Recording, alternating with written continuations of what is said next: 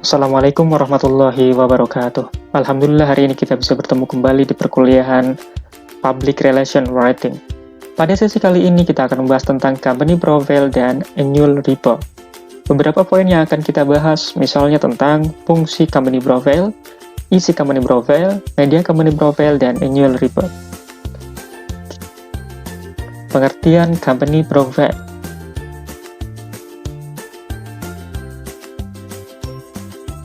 Pengertian company profile adalah produk tulisan praktis public relation atau PR yang berisi gambaran umum perusahaan.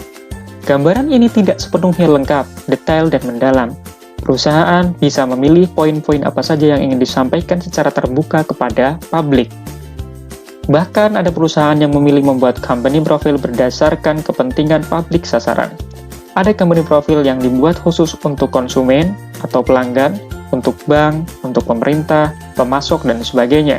Biasanya hal ini dilakukan oleh perusahaan besar yang mempunyai bidang usaha luas dan publik yang berbeda-beda.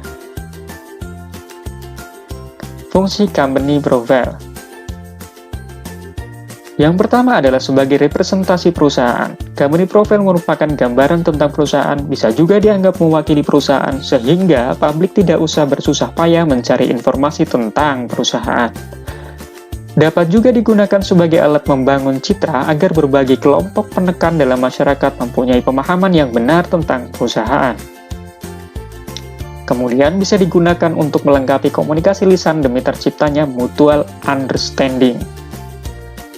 Penghemat waktu transaksi. Pihak-pihak lain yang berkaitan dengan bisnis perusahaan tidak perlu menanyakan secara detail tentang perusahaan, produk, pasar, visi, misi, posisi keuangan, dan lain-lain. Hal itu dapat dipelajari melalui company profile sebelum dan sesudah pertemuan.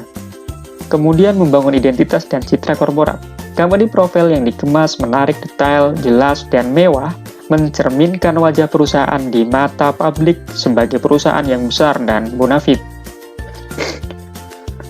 Isi company profile.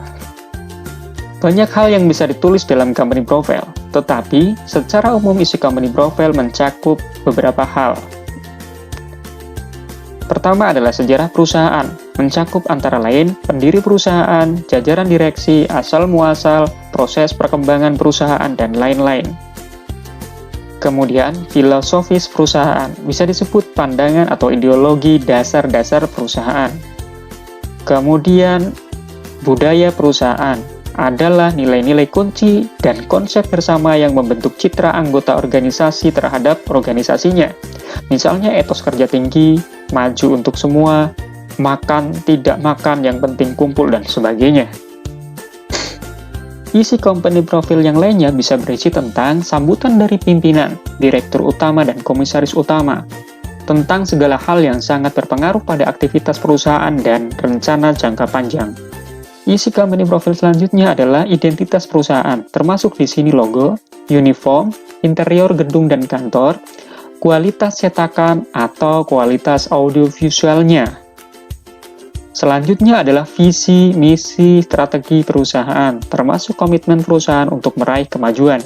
Ini menunjukkan bahwa operasional perusahaan dilakukan tidak sembarangan, tetapi melalui perencanaan yang matang dan berkesinambungan sebagai jaminan masa depan bisnis yang berkelanjutan.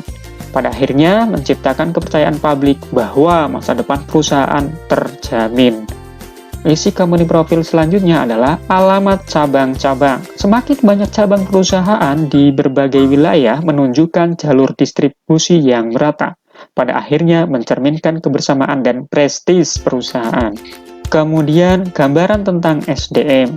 Ceritakan orang-orang di balik operasional perusahaan, siapa saja figur pengendali di jajaran manajemen termasuk tokoh berpengaruh di masyarakat yang berkaitan dengan perusahaan. Isi company profile selanjutnya adalah sistem pelayanan dan fasilitas yang disediakan.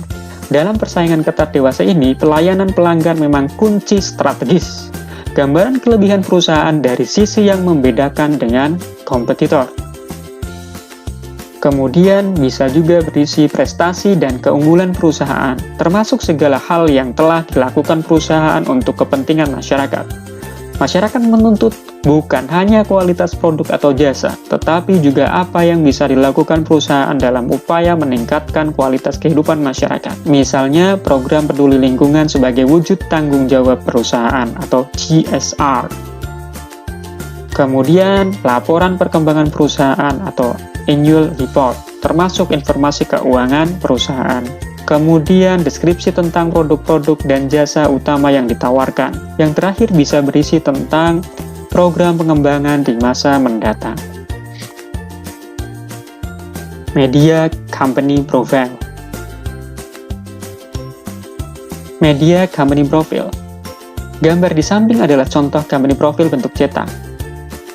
Pada zaman dahulu, ini diunggulkan karena dibanding media audiovisual dan internet, keunggulan media cetak antara lain, pertama, terdokumentasi dan terekam. Publik dapat dengan mudah membawa dan merekam di rumah. Media audiovisual maupun internet harus menggunakan alat khusus, misal disk atau video untuk dapat merekam atau mendokumentasikan.